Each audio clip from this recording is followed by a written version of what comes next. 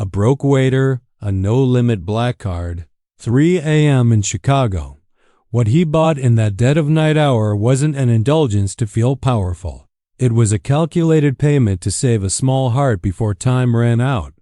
A plan that would have gone unnoticed if the first notification hadn't hit before dawn. This is the story of how one single purchase turned everything she believed about poverty and merit upside down. Rich Chicago heiress handed her unlimited black card to a broke waiter for 24 hours as a social experiment. She expected designer shopping sprees and bottle service at clubs. His first purchase at 3 a.m.? $8,000 on child heart surgery. What happened next destroyed everything she believed about poverty, merit, and the American dream. The night Madeline Harrow decided to prove poor people waste money, she was bored at Chicago's Newberry Library Gala, champagne flowing. Rich people pretending to care about children they'd never meet. Maddie was 30, wealthy, and dangerously bored. Her friend Cecilia leaned close, whispering about a TikTok social experiment. What if you gave a poor person unlimited money for one day? They'd blow it on sneakers and bottles, maybe crypto. Everyone laughed. They always laughed at the poor. Maddie's eyes drifted to the catering staff. One man worked differently, methodical, exhausted, uniform too tight, calloused hands, heavy eyes. 24 hours. I'll prove it right now. Cecilia's eyes went wide. You're joking. I'm not. Maddie walked across the floor, heels clicking. The man looked up, confused. She pulled her black American Express Centurion card from her clutch. No preset limit. True unlimited access. Take this. Use it however you want. Tomorrow night, 8 p.m., give it back. 24 hours to show me what someone really does when they finally have enough money. His name tag, Marcus. He stared at the card. Ma'am, I can't. You can. No strings. Just use it. She walked away before he could refuse, adrenaline singing. Behind her, phones came out. The story's spreading. The timer started, 24 hours. By tomorrow night, she'd have proof. Hard evidence that poverty was just poor decision-making. But at 3:23 a.m., while Maddie slept, the first transaction hit. Maddie's phone buzzed at 6:47 a.m. Transaction alert, $8,000. Advocate Christ Medical Center, Oak Lawn, ill. Description: surgical deposit, pediatric cardiology department. She sat up fast, headache pounding. A hospital? She grabbed her phone. Processed at 3:23 a.m., 3 in the morning. Details loaded. Patient, Zoe Marie Reed, age 7. Guardian, Marcus Anthony Reed. A child. He had a daughter. A sick daughter who needed heart surgery. Her stomach tightened. No sneakers. No bottle service. A hospital deposit. $8,000. For a 7-year-old's heart? At 3 a.m., she told herself it didn't change anything. Sympathy purchase first.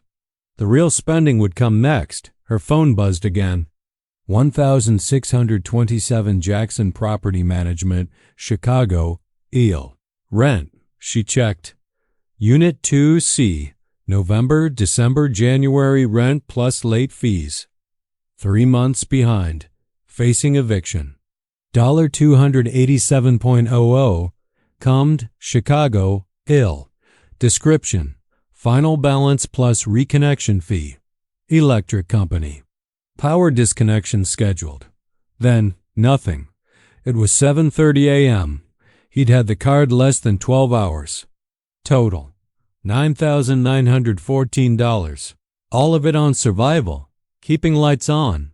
Keeping his daughter alive. No shopping, no fun, just bills. She felt shame twist in her chest. She pulled up transaction details. 3:23 a.m. $8,000. Hospital 7:08 a.m. $1,627. Rent 7:14 a.m. $287. Electric, then complete silence. Maddie sat surrounded by luxury, feeling the first crack in her certainty. But then, why did he stop spending? 12 hours earlier, Marcus Reed stood outside the library for 10 minutes, the card burning in his pocket. He should have said no. Should have walked away from the rich lady's cruel social experiment, but he hadn't. Because Zoe needed surgery. Because rent was 53 days overdue, eviction notice taped to his door. Because the electric company meant it this time, disconnection January 4th. The red line rattled south at 11:47 p.m., past 47th Street, where the city stopped pretending. His stop, 79th Street. Dim station, half the lights broken. Air smelling like urine and broken promises.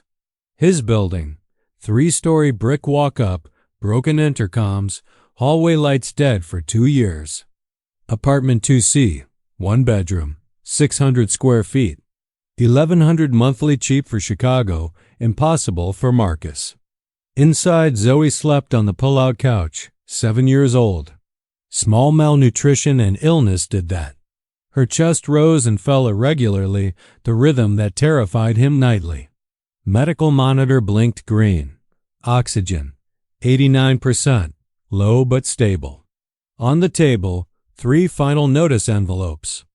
Rent, $1,340 overdue electric. $287, disconnection scheduled hospital. $43,782.19 in collections. That last one. Zoe's first surgery, the one that hadn't worked. Born with ventricular septal defect hole in her heart. They'd patched it at age 4. The patch failed. Now she was 7, hole growing, heart working 3 times too hard. She turned blue climbing stairs. Couldn't run. Couldn't play. The second surgery, the one she needed to live, was scheduled for 6 weeks out. If Marcus could get the $8,000 deposit, cash, no payment plans, no exceptions, he'd save $2,400 in 8 months. Double shifts, temp labor, demolition, whatever paid cash. Every spare penny. Every skipped meal.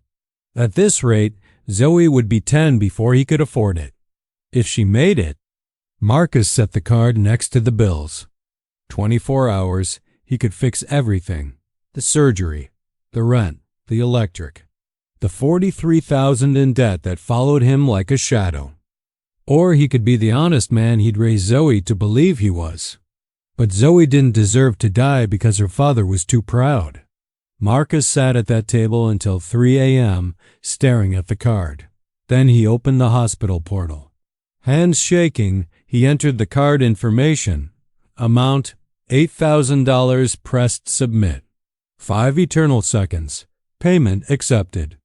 Surgery scheduled March 14, 2025. Marcus stared at the confirmation, tears streaming, hand over his mouth so he wouldn't wake her. His daughter was going to live. But then, he made a choice that would change everything. Marcus woke at 6 a.m. to his alarm. Body aching everywhere from yesterday's demolition shift. Checked Zoe first, always first. Still sleeping. Monitor green. Oxygen, 88%. Heart rate, 94. Stable. Checked his phone, hospital portal trembling open. Still there, not a dream. Surgical deposit. Received procedure. March 14, 2025. Status. Confirmed real. Zoe was getting her surgery. He sat on the couch edge and cried silently. At 7 a.m., he paid the rent online. Past due, $1,627 paid it. Balance, $0. Account current. The eviction notice he'd hidden from Zoe no longer valid. Then the electric bill. $287, disconnection January 4th paid. Cleared. Marcus stared at the card. He'd spent $9,914 in 4 hours. The card hadn't blinked. He could keep going. Pay the $43,000 debt. Buy Zoe shoes hers were too small, solace separating. Fix his truck, check engine light on for 8 months. Stock real food.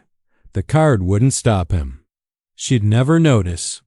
Marcus walked 4 blocks to the ATM at 79th and Cottage Grove. Cold morning. Gray Chicago winter.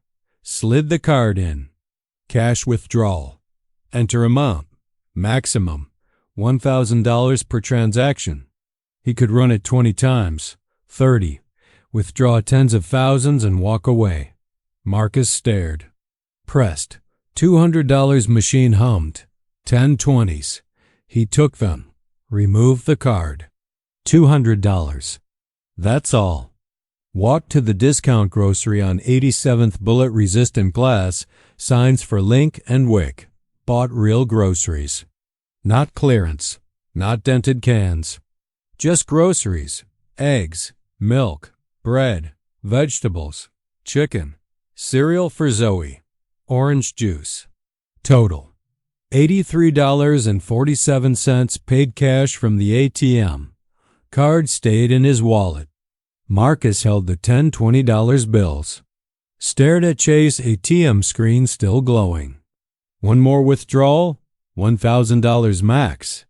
He could do 5, 10, 20,000 cash. Enough for truck repair, $2,800 diagnostic plus parts. Zoe's new shoes, $65, size 2, good ones. Winter coats matching, $120 each.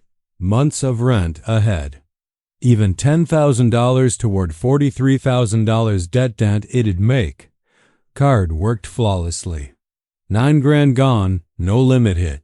He'd seen Rich spend that on dinners, watches, one handbag. Finger hovered, withdraw again.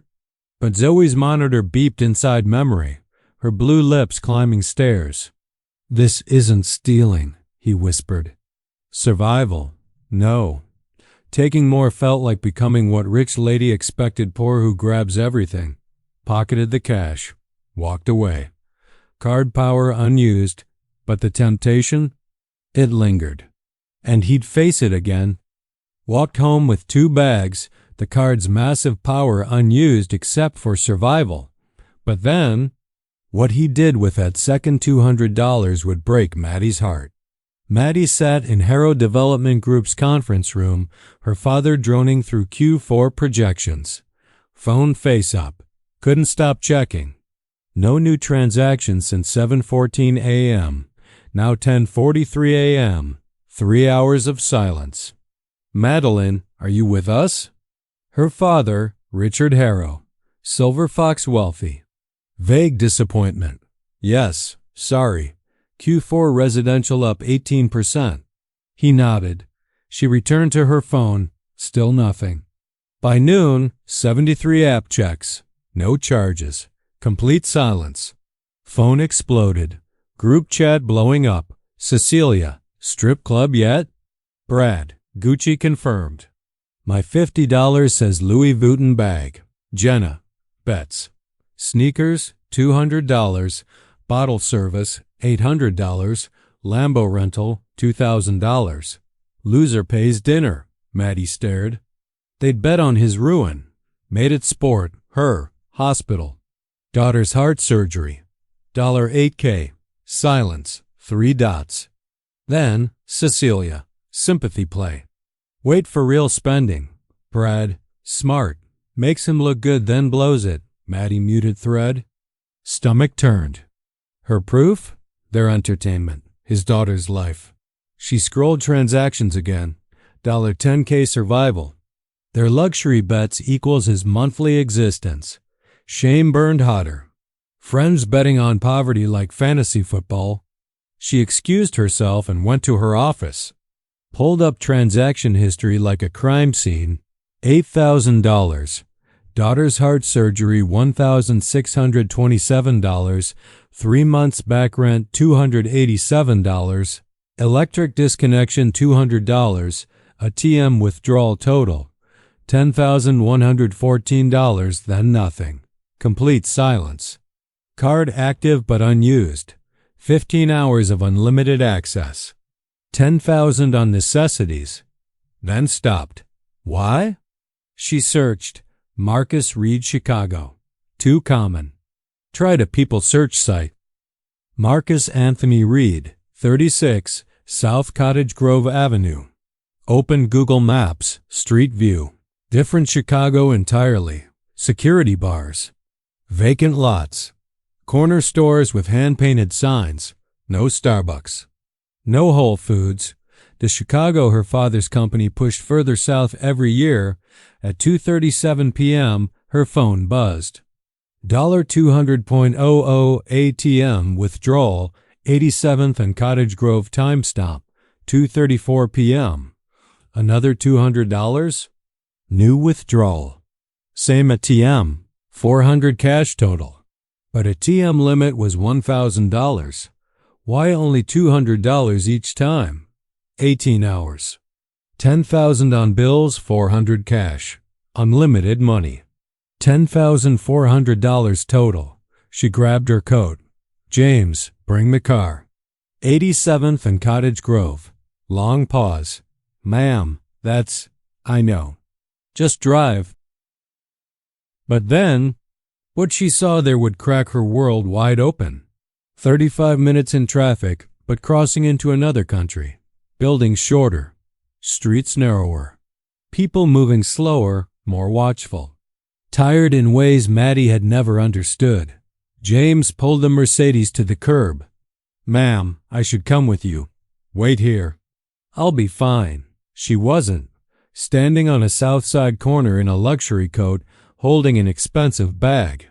Walking ATM, but she didn't care. Walked half a block, watching the building. Small 3-story. Brick facade. No security. Broken buzzer. Mismatched curtains. Waited.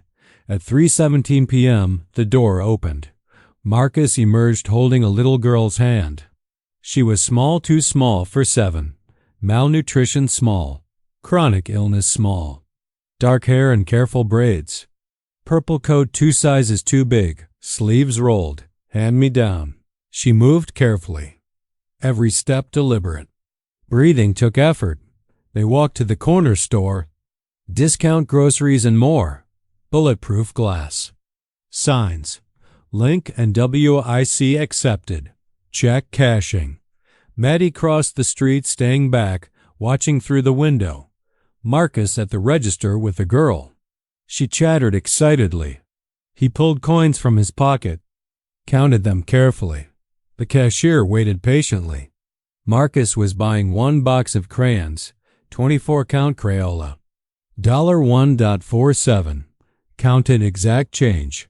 5 quarters, 2 dimes, 2 pennies. The girl's face lit up like Christmas. Something inside Maddie cracked. He had her unlimited card in his wallet right now, could buy anything. And he was counting coins for $1.47 crayons. Not performance. Not proving anything. Not thinking about her experiment. Just living. Being a father. When every dollar is a calculation, every joy hard won. She watched them leave, the girl chattering about what she'd draw. Marcus smiling with pure, uncomplicated love Maddie's father had never shown. Noticed how Marcus walked, one hand holding his daughter's, the other pressed against his lower back. Pain he'd carried so long he'd forgotten not hurting. She returned to the car, eyes burning. Home, ma'am? James asked gently. Yes. The drive back felt 3 times longer. Maddie's tears blurred Southside streets as Mercedes pulled away. Flashback hit not hers, but imagined from records. Zoe age 4, tiny hospital bed, ventilator humming. Marcus pacing hall, Sarah hand limp in his. Patch failed, doctor said. Hole leaking. Need second surgery. Sarah whispered. Promise she'll run again. Died 3 days later. Complications. Marcus alone. $43K bill arrived week 1. Zoe home weaker. Oxygen tank rental $400 month. Every EA visit. $2,000 copays stacking. Temp jobs lost for appointments. Rent climbed. Lights flickered warnings. He chose Zoe over pride daily. Skipped meals. Pawned wedding ring. Now crayons lit her face like she'd forgotten hospitals existed. Maddie gripped wheel. Her sympathy by theory shattered. This was love weaponized against system. Pure integrity. Phone vibrated. Cecilia. Sneakers yet? She deleted thread. Unsent. But then, his text message would shatter everything she thought she knew. Marcus made pancakes at 4 p.m. Real eggs. Real milk. Real Vermont maple syrup $8.99. Unthinkable yesterday.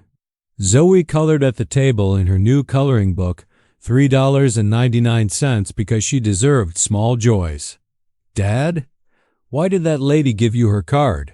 Marcus flipped a pancake, buying time. Zoe was sharp. She'd noticed everything: phone checks, sudden groceries, his lifted shoulders. She wanted to help. Why? I don't know, sweetheart. Is she nice? Marcus thought about the designer gown, the social experiment, him as a lab rat, his life as entertainment. I think she thought she was. Zoe went back to coloring, satisfied. Zoe looked up, crayon paused. Dad? When I get surgery, will I be normal? Marcus froze. Pancake burner sizzled forgotten. What do you mean, baby? Like other kids. Run fast. No blue face. Sleepovers.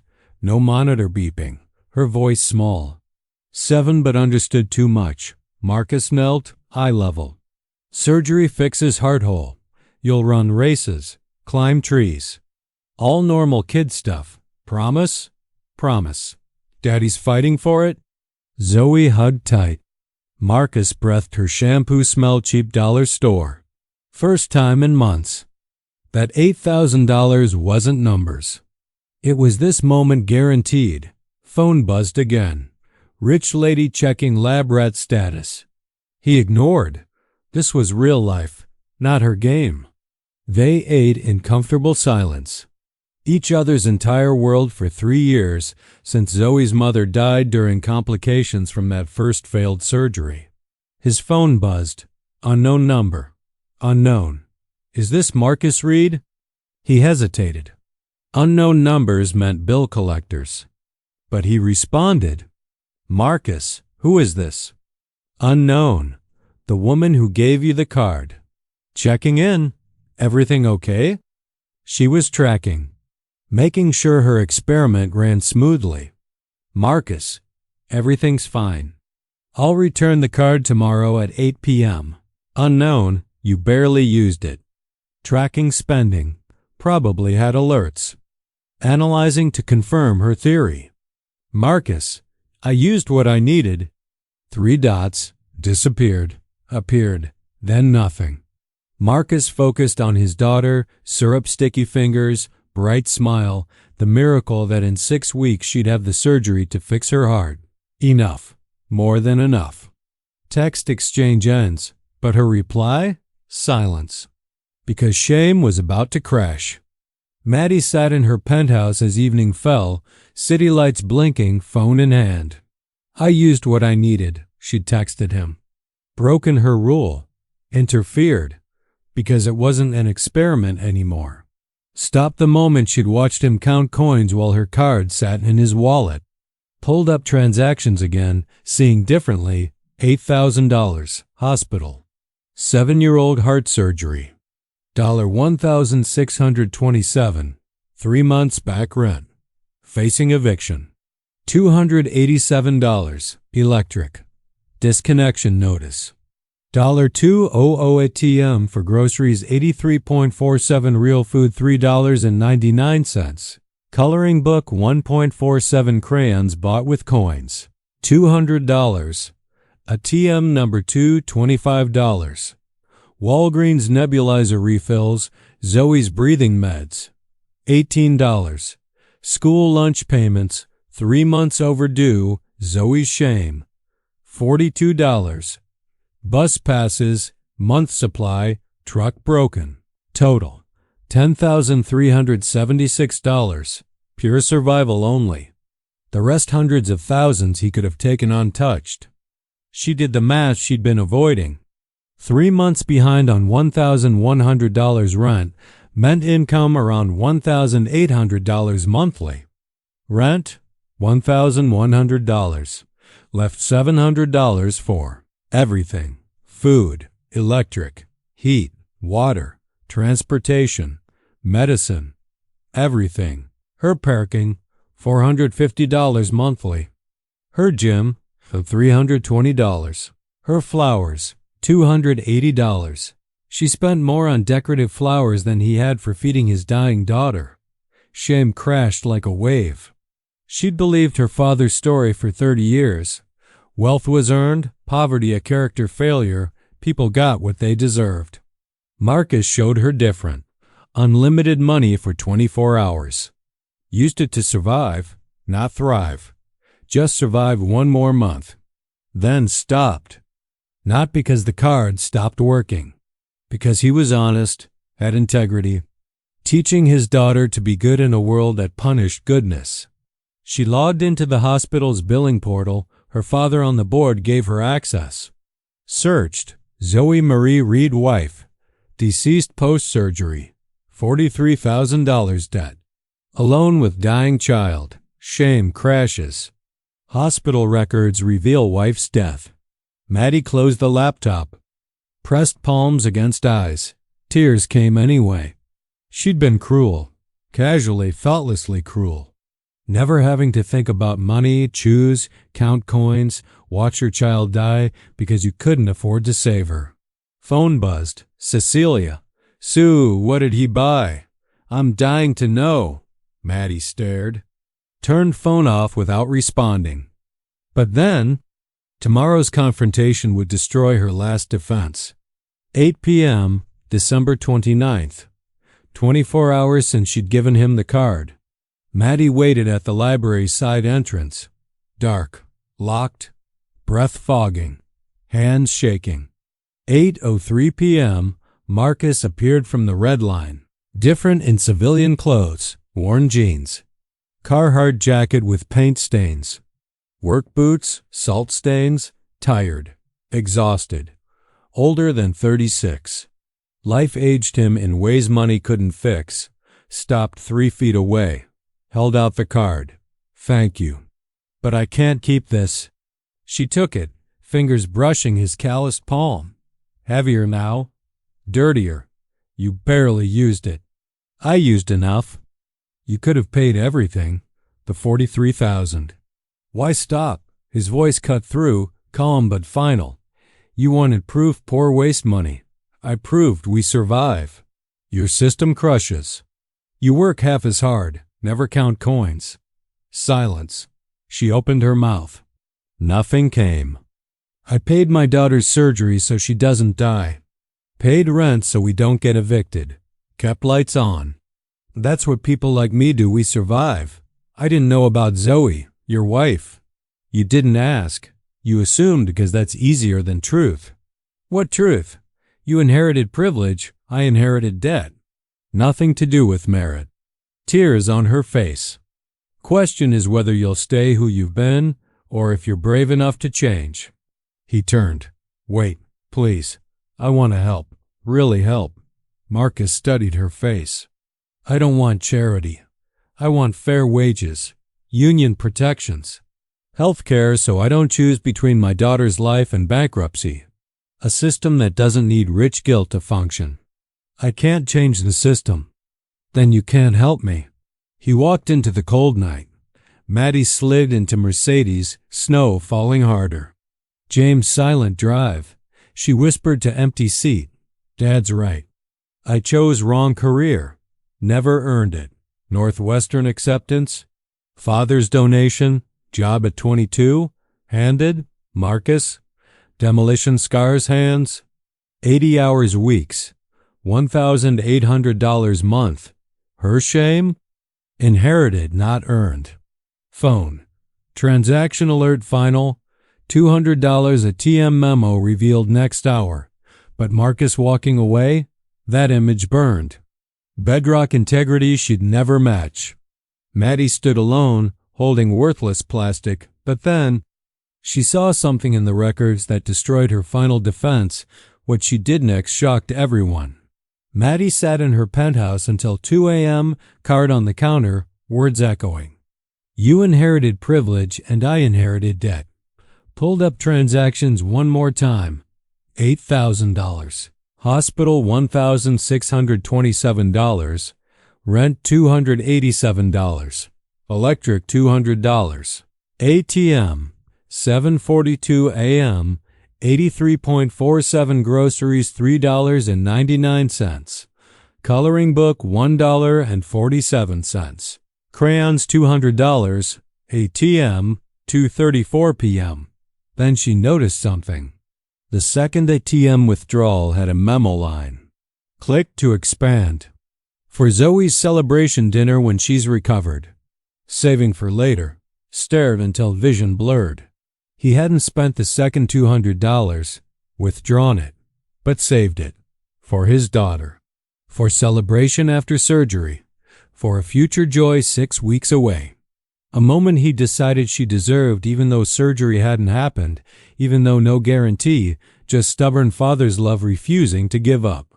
Something inside Maddie shattered. Worldview collapsing. Father's empire built on loans, connections, advantages. She'd been handed everything, never applied for jobs, never worried about rent, never chose between food and electricity, never counted coins. Marcus worked twice as hard, 70, 80 hours. Hard labor. Lived on $1,800 monthly while she spent that on parking and flowers. The difference wasn't merit, wasn't hard work. The difference was violence disguised as virtue. Phone rang. Father, perfect timing. Madeline. Q4 numbers off, focus. Dad, that experiment? He paid daughter's surgery. Rent, lights, stopped. Pause. Richard's voice hardened. Sympathy manipulation. Poor always play victim card. Real spending comes later. No, total $10,000. Pure survival. Saved ATM cash for her future dinner. Naive. He'll relapse. They always do.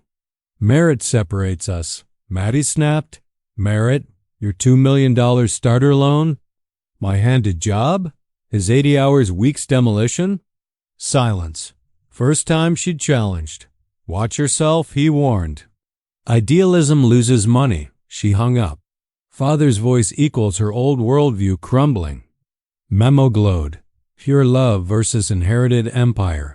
But that $200 memo? It destroyed her final defense. What she did next shocked everyone. January 2nd, 2025.